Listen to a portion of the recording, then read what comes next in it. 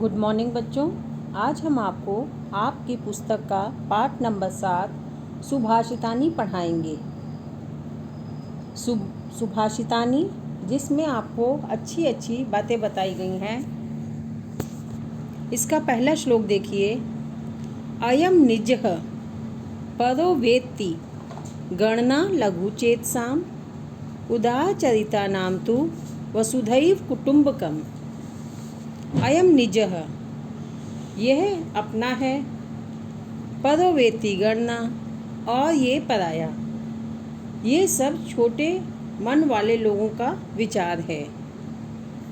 अच्छे हृदय वालों के लिए तो पूरी पृथ्वी ही एक परिवार है।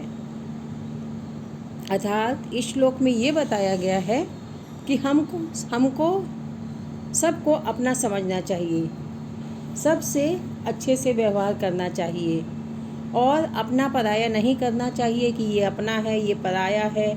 ऐसी भावना मन के अंदर नहीं लानी चाहिए। हमारे लिए पूरा हमारा जो संसार है वो हमारा एक परिवार के स्वरूप है, या हम उसको अपना परिवार मानते हैं।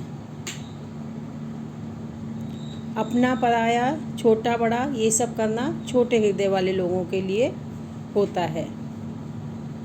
श्लोक नंबर 2 देखिए बच्चों। सर्वम परवशम दुःखम सर्वम आत्मवशम सुखम एतत् विद्यात् समासेन लक्षणम सुख दुःखयोः। दूसरों के वश में होना सबसे बड़ा दुख है और अपने वश में होना सबसे बड़ा सुख है। संक्षेप में हम इस तरह से सुख दुख दोनों के ही लक्षणों को समझते हैं। जो चीज़ किसी दूसरे के अधीन है वो हमारी नहीं हो सकती, और जो चीज़ हमारे अधीन है वो सबसे बड़ा सुख है। क्योंकि यदि किसी दूसरे व्यक्ति की कोई वस्तु है तो उसको हमको मांगनी पड़ेगी, और मांगनी पड़ेगी। जहाँ मांगने की स्थिति आ जाती है तो वो स्थिति आत्मसम्मान के विपरीत होती है।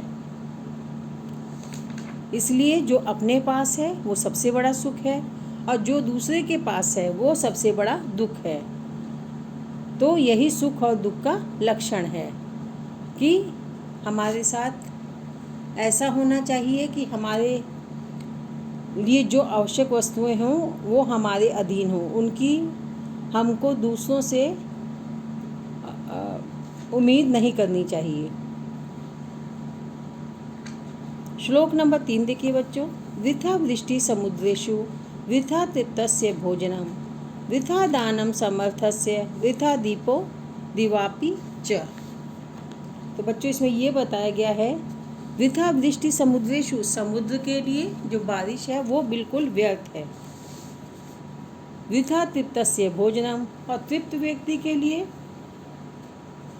भोजन देना बेकार है। वृथा दानम समर्थस्य, और जो व्यक्ति समर्थ है उसको दान करना व्यर्थ है। और वृथा दीपो दिवापि च, और दिन में दिए जलाना या दीपक जलाना बेकार है। यदि हम समुद्र में थोड़ा पानी और डाल दें तो उससे समुद्र को कोई फर्क नहीं पड़ेगा, उसमें अथाह जल सम है। इसी तरह कोई व्यक्ति अगर भोजन करके एकदम तृप्त है, हम उसको भोजन दें तो उस भोजन का उसके लिए कोई भी महत्व नहीं है। तो वो भोजन केवल ऐसे व्यक्ति के लिए उस भोजन का महत्व है जो भूखा हो। और ऐसे ही यदि कहीं पानी की बहुत समस्या है, वहाँ हम पानी देते हैं तो उस पानी का महत्व है, पर समुद्र के लिए नहीं। इसी तरह से जो व्यक्ति समर्थ है, यदि हम उसको दान करते हैं तो वो भी बेकार है। हमको ऐसे व्यक्ति को दान करना चाहिए जिसको उस दान की आवश्यकता हो। इसी तरह से दिन में दिए जलाना व्यर्थ है। दिन में दिए जलाना व्यर्थ है, अर्थात यदि सूर्य की रोशनी है तो उसमें दिए का क्या काम।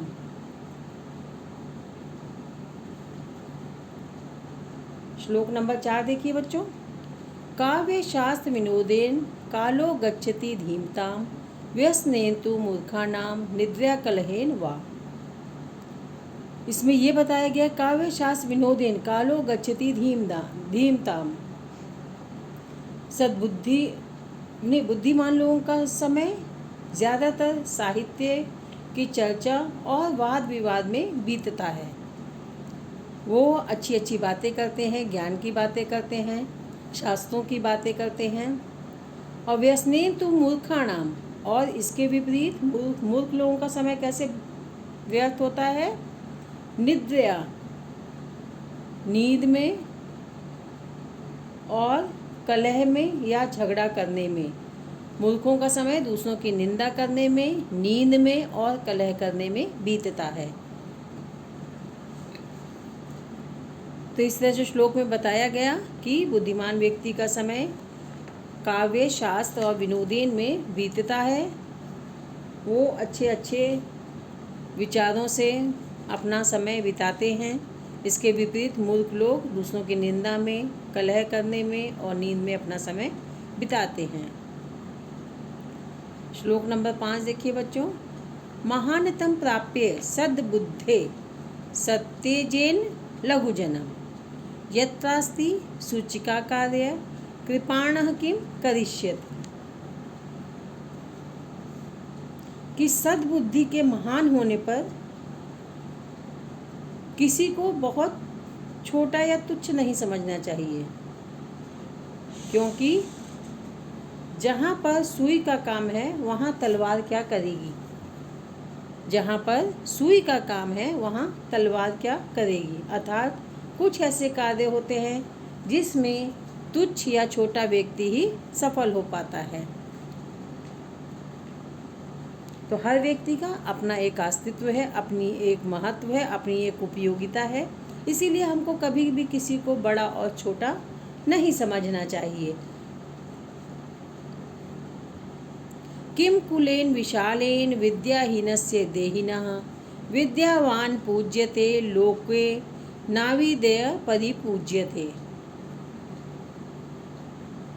तो बच्चों, इसमें बताया गया है कि जीव के विद्याहीन होने से बड़े कुल का होने पर भी कोई लाभ नहीं है। यदि आप बहुत बड़े कुल में पैदा हुए हैं लेकिन आपके अंदर विद्या नाम की कोई चीज़ नहीं है तो उसका कोई लाभ नहीं है। विद्यावान पूज्यते लोके न विद्ये परिपूज्यते। विद्यावान व्यक्ति को पूरा संसार पूजता है, पूरे संसार में उसकी पूजा होती है, और विद्याहीन व्यक्ति की कहीं पूजा नहीं होती या उसको नहीं पूछा जाता है। तो किसी कुल में आप बड़े कुल में पैदा हुई है या कहीं भी बहुत बड़े व्यक्ति हैं तो आपका कोई महत्व नहीं है जब तक कि आपके अंदर विद्या नहीं है, क्योंकि विद्यावान व्यक्ति की पूरे संसार में पूजा होती है और जो विद्याहीन है उसको कहीं कोई नहीं पूछता है। अगला श्लोक देखिए बच्चों। वेशेन वपुषा वाचा विद्यया विनयेन च वकारई पंचभ्युक्तो नरो भवति पूजितः। इसमें यह बताया गया कि अच्छे वेश, भूषा, वाणी, शरीर और विद्या और विनय, इन पांचों वकारों से युक्त मनुष्य की पूजा होती है। जो व्यक्ति वेशेन अच्छे वेश में हो, वपुष भूषा में हो, वाचा बोलने वाला हो, विद्या हो उसके पास और विनय हो, ऐसे जिसके अंदर भी ऐसे ये 5 गुण होंगे उस व्यक्ति की पूरे संसार में पूजा होती है। अर्थात हर व्यक्ति को अपने अंदर अच्छे गुणों का संग्रहण करना चाहिए और बुरे गुणों को बाहर दूर करना चाहिए। तो बच्चों, इस तरह से आज का ये पाठ हमारा समाप्त होता है। आपको सबसे पहले इन सभी श्लोकों के अर्थ अपनी कॉपीज़ में करने हैं। इसके बाद इसके शब्दार्थ भी आप अपनी कॉपीज़ में कर लीजिएगा। अब हम अगले वीडियो के साथ इसके आगे का अभ्यास कार्य और प्रश्नोत्तर करवाएंगे। Thank you.